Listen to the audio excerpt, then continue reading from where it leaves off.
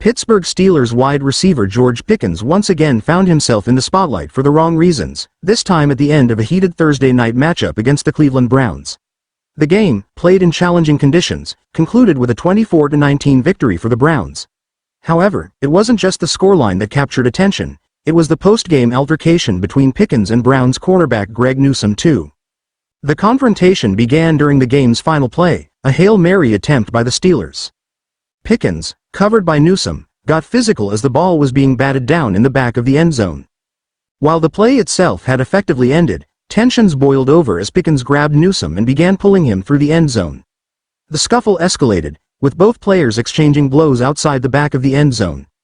Amazon Prime video cameras caught Pickens being physically restrained by teammates and staff as players from both teams headed to midfield for the customary post-game handshakes.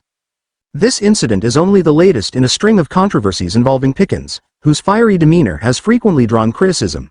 Despite his immense talent and status as the Steelers' top receiver, his on-field antics have often overshadowed his performance. Thursday night was no exception, as Pickens managed just 4 receptions for 48 yards on 7 targets in a game where the Steelers' offense struggled to find rhythm. If the altercation wasn't enough to make headlines, Pickens' post-game comments certainly ensured he stayed in the news cycle. When asked about the loss, he was quick to dismiss the Browns' performance, instead blaming external factors. The conditions played a huge part in today's game. I don't really think the Cleveland Browns are a good team at all, Pickens said, according to Alan Saunders of Steelers Now. His dismissive remarks sparked backlash, especially given the Browns' solid performance on both sides of the ball. Greg Newsome II, who had been at the center of the end zone fracas, didn't hold back either. When asked to describe Pickens in the post-game media session, Newsome succinctly summed him up in just 3 words, though the specifics were not disclosed in reports.